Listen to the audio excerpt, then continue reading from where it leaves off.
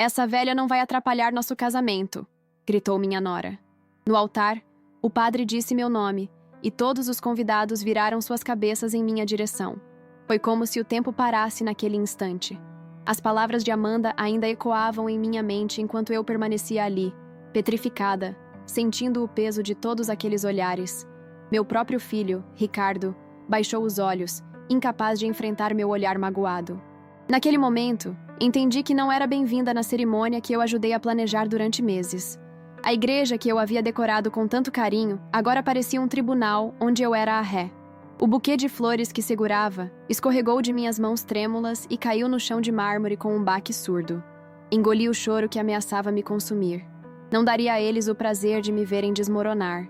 Com a pouca dignidade que me restava, ajeitei meu vestido azul marinho, aquele que economizei durante 6 meses para comprar especialmente para este dia, e caminhei lentamente para fora da igreja.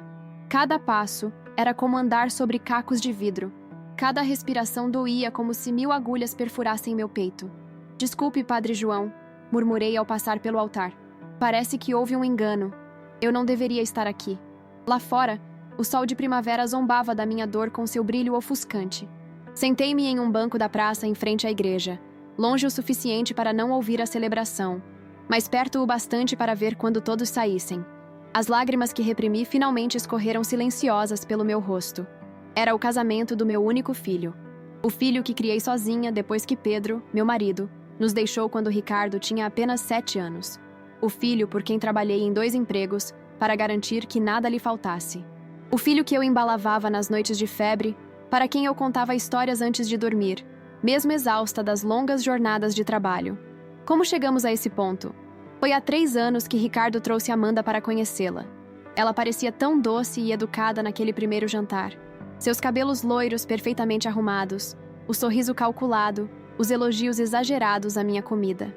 Dona Helena, essa lasanha está divina. Preciso aprender a cozinhar assim para o Ricardo.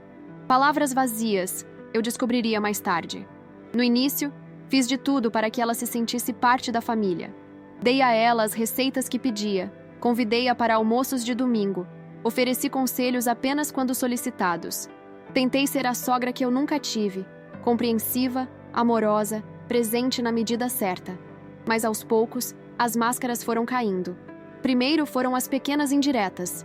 Ricardo, sua mãe ainda liga todos os dias? Não acha isso um pouco excessivo para um homem de 32 anos? Ou então, Helena, essa decoração da sua casa é tão vintage. Deve ter sido moderna nos anos 80, não é? Depois vieram as exclusões. Os almoços de domingo começaram a ser desmarcados. Estamos tão ocupados, mãe. Trabalho, casa nova, você entende, não é? As ligações de Ricardo tornaram-se mais curtas, mais espaçadas.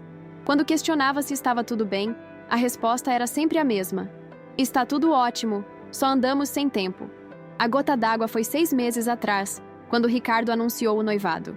Ofereci a casa para a festa de noivado, mas Amanda rapidamente interveio.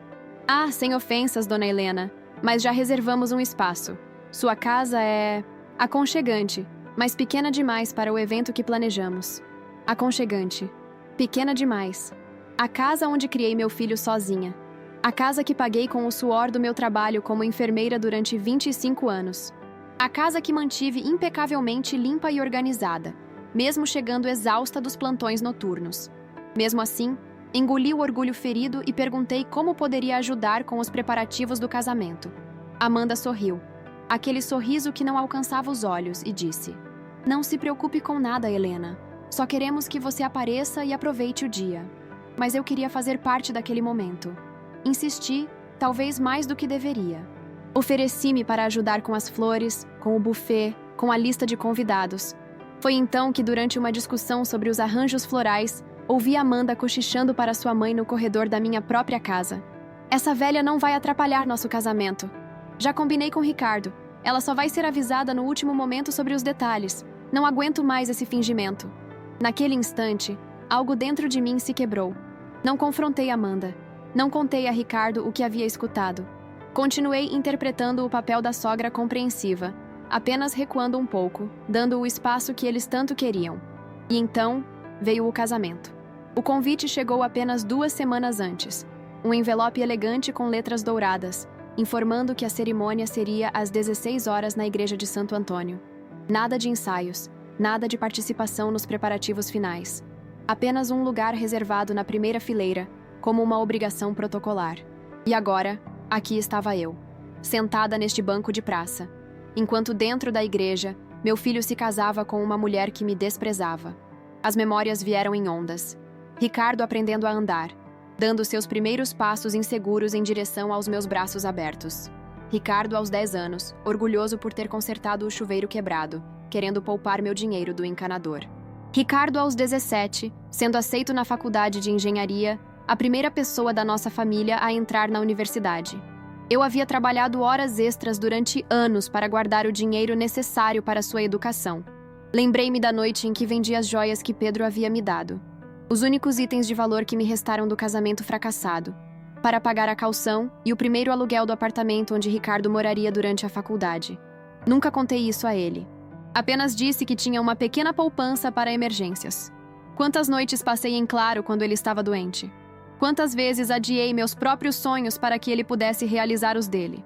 Quantas vezes ignorei minha solidão, meu cansaço, minhas próprias necessidades para garantir que ele tivesse tudo? E agora, ele nem sequer teve coragem de defender sua própria mãe. Foi então, sentada naquele banco, que algo mudou dentro de mim. Uma sensação estranha, como se uma chama há muito adormecida voltasse a se acender. Não era raiva, embora a raiva estivesse lá. Era algo mais profundo, mais poderoso. Era a compreensão de que eu havia me perdido em algum ponto do caminho. De que eu havia me tornado apenas a mãe do Ricardo, esquecendo-me de quem era Helena Ferreira, a mulher que um dia teve sonhos próprios. Enxuguei as lágrimas e respirei fundo. Pela primeira vez em muitos anos, pensei em mim mesma, no que eu queria, no que eu merecia, e percebi que merecia muito mais do que aquilo. Levantei-me do banco com uma determinação que não sentia há décadas. Caminhei até meu carro, um Fiat Uno de 15 anos que Ricardo sempre insistiu que eu deveria trocar. Dirigi para casa com uma clareza de pensamento que me surpreendeu. Ao chegar, não me permiti desabar na cama e chorar como parte de mim queria fazer. Em vez disso, fui direto para o pequeno escritório que raramente usava. Abri a gaveta da escrivaninha e tirei uma pasta azul empoeirada. Dentro dela estavam documentos que eu não olhava há anos. Primeiro, o testamento do meu pai, falecido há 6 anos. Eu era sua única filha e herdeira.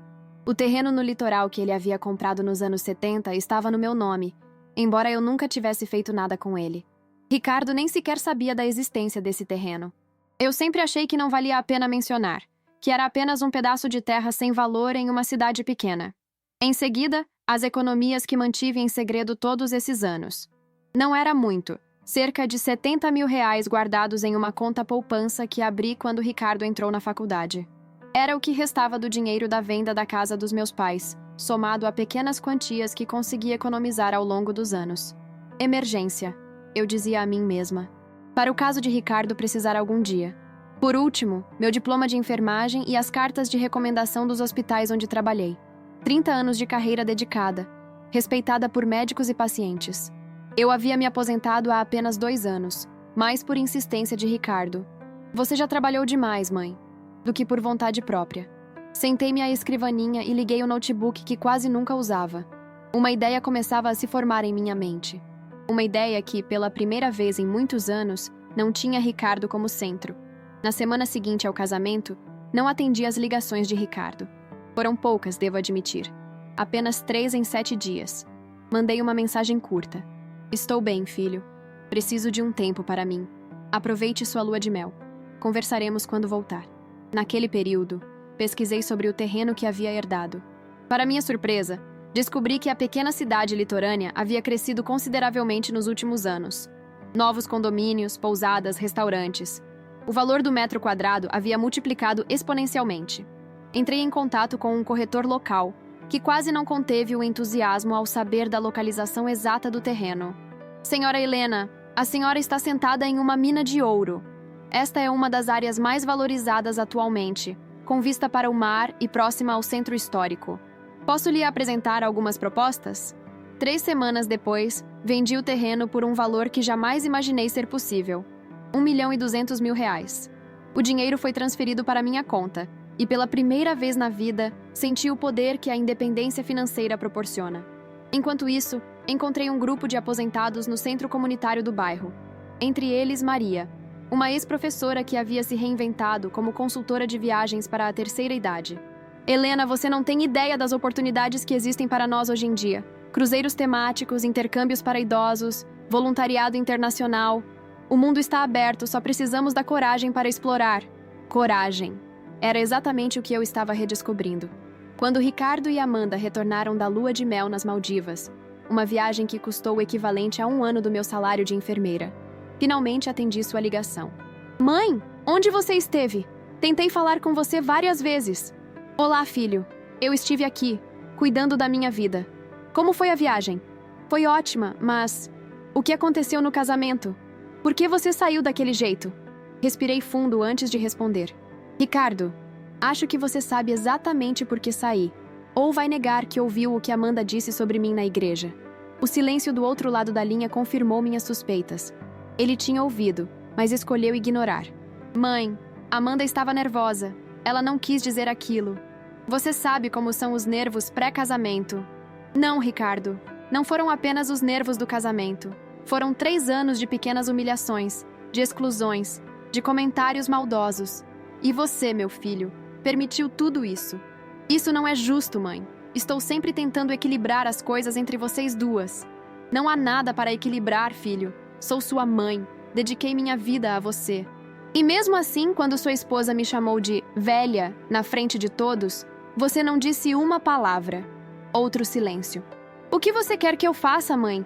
Que eu brigue com Amanda por sua causa? Ela é minha esposa agora.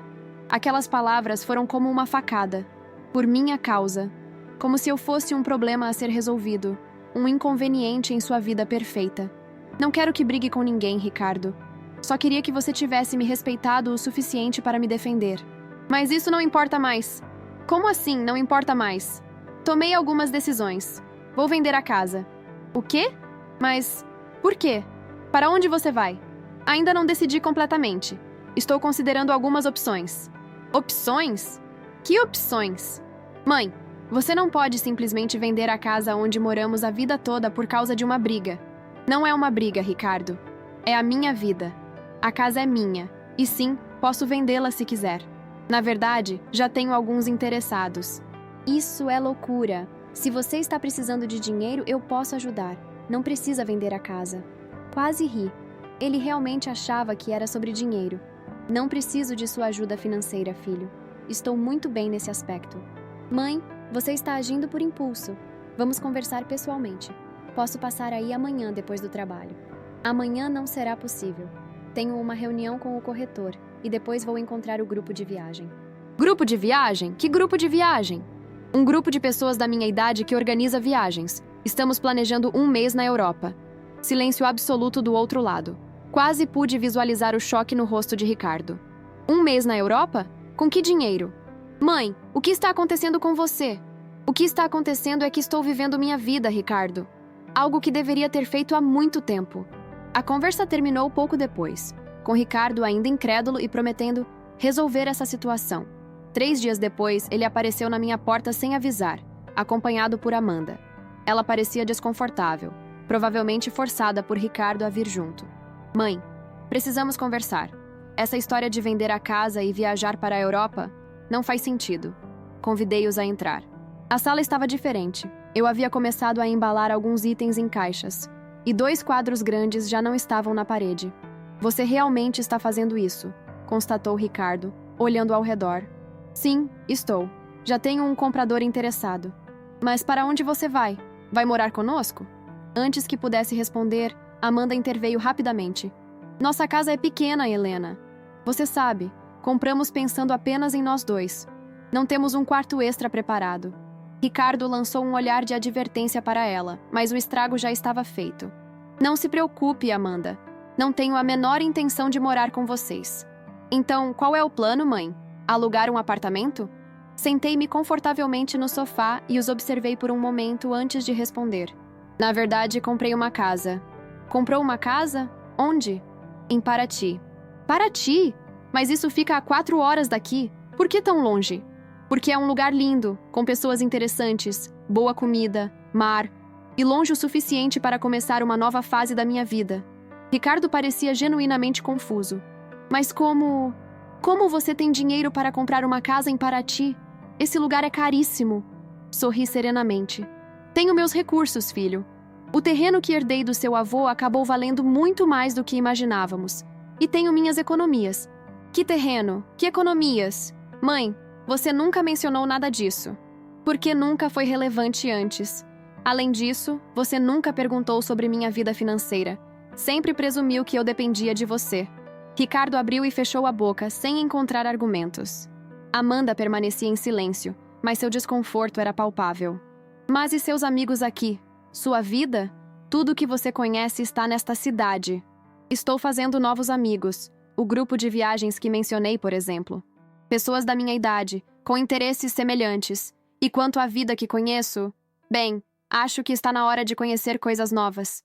Isso tudo é por causa do que aconteceu no casamento, não é? Você está punindo a mim e a Amanda. Finalmente levantei-me e olhei diretamente nos olhos do meu filho. Não, Ricardo. Isso não é sobre você ou Amanda. Pela primeira vez em quase 40 anos, isso é sobre mim. Sobre o que eu quero, sobre o que me faz feliz. Passei a vida inteira colocando suas necessidades na frente das minhas, e não me arrependo disso. Mas agora é minha vez. Mãe, não terminei, Ricardo. O que aconteceu no casamento foi apenas o estopim. Me fez perceber quanto tempo perdi tentando ser a mãe perfeita, a sogra perfeita, sempre agradando, sempre cedendo. Percebi que enquanto continuasse aqui, perto de vocês, sempre seria apenas a velha que atrapalha. E decidi que mereço mais do que isso. Amanda finalmente falou, sua voz estranhamente pequena. Helena, sobre aquilo que eu disse na igreja, eu não queria... Levantei a mão, interrompendo-a. Não precisa explicar, Amanda. Você deixou bem claro o que pensa de mim.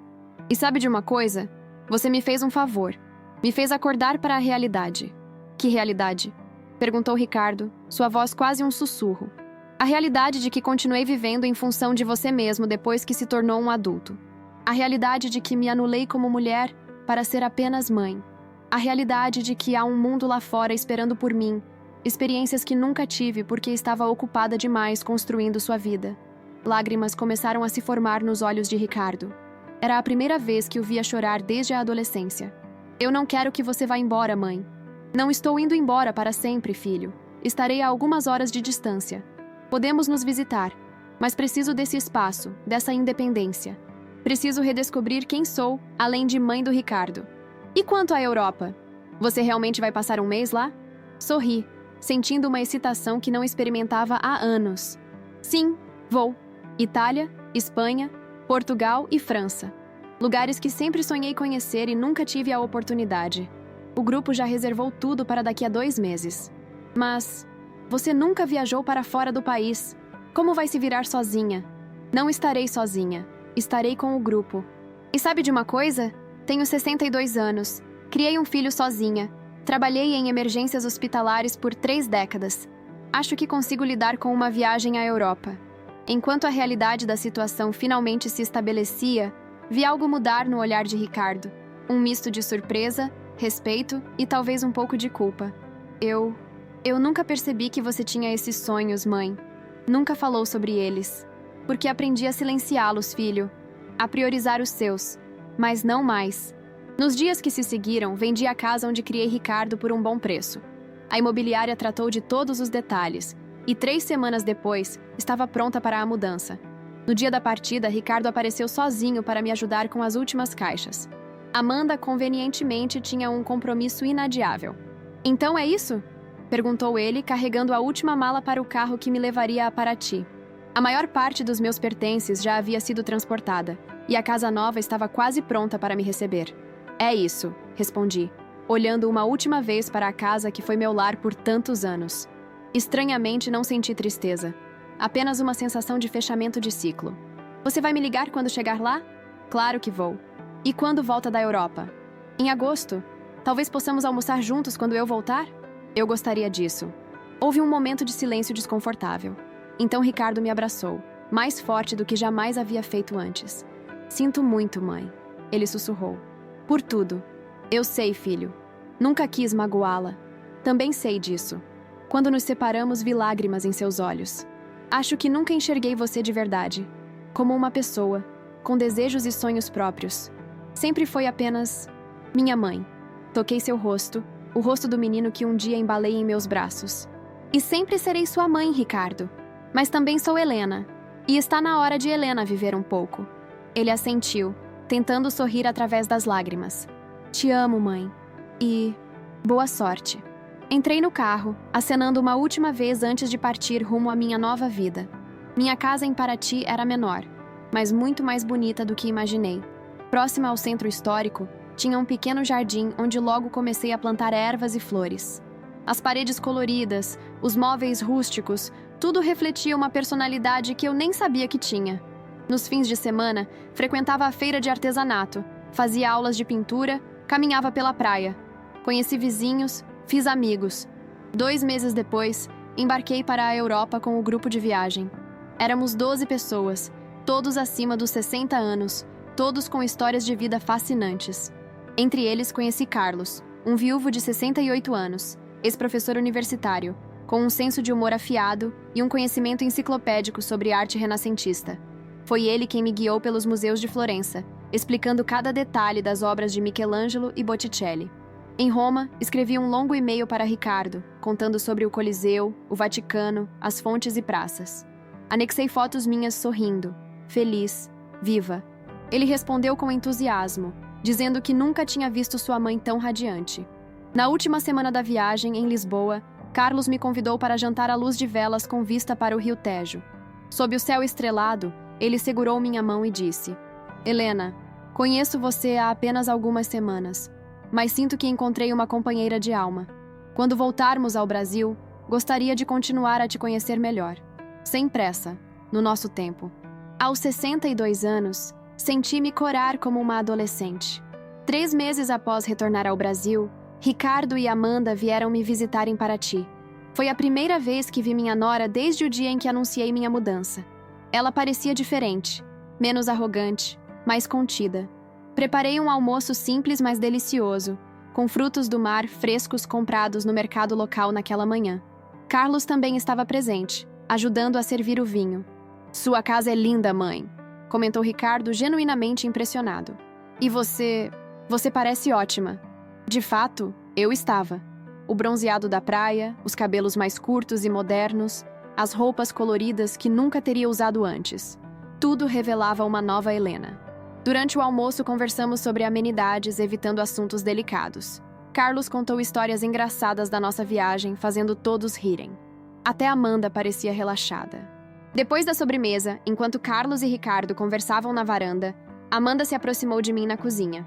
Helena, eu queria pedir desculpas. Olhei para ela, surpresa pela iniciativa. Pelo que disse no casamento. Por tudo, na verdade. Eu fui horrível com você. Por que, Amanda? O que eu fiz para merecer tal desprezo? Ela suspirou, evitando meu olhar. Nada. Você não fez nada. Acho que tinha medo. Medo? De mim? Do lugar que você ocupava na vida do Ricardo. Da forma como ele falava de você.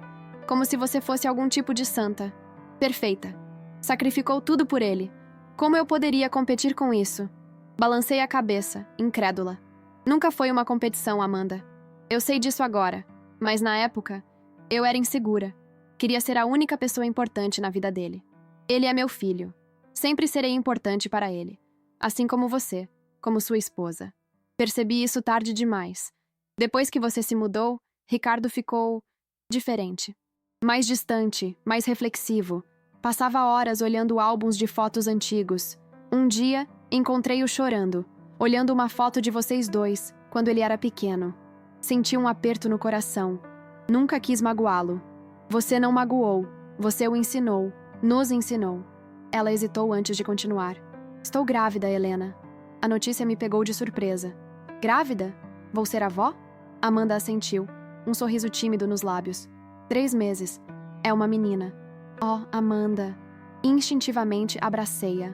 Pela primeira vez, ela retribuiu o abraço com sinceridade.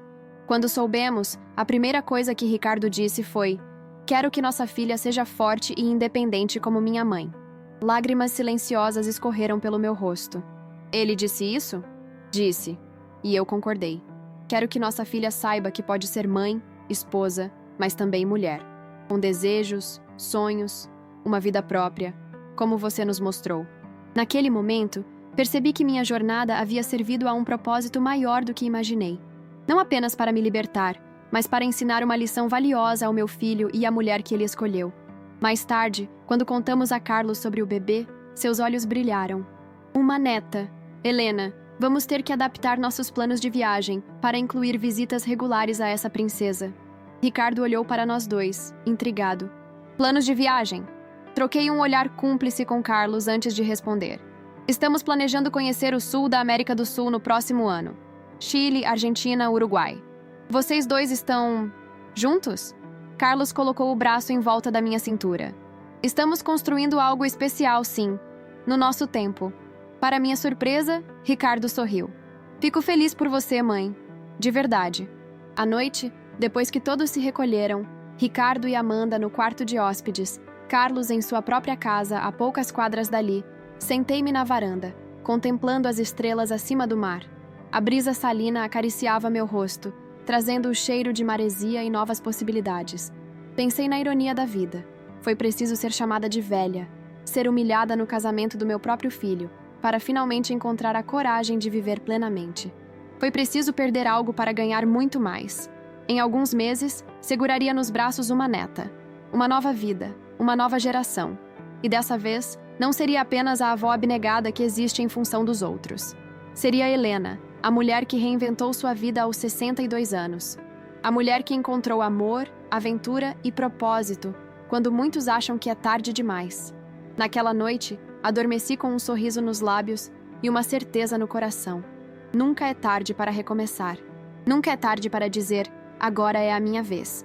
E para Amanda, a lição mais importante de todas. Aquela velha que ela pensou que atrapalharia seu casamento acabou, sem querer, salvando-o. Porque ao buscar minha própria felicidade, ensinei a todos ao meu redor o valor do respeito, da independência e do amor verdadeiro. Aquele que não sufoca, não diminui, apenas eleva. Se essa história te tocou, curta, compartilhe e comente de onde você está ouvindo. Quero saber até onde minha história vai chegar.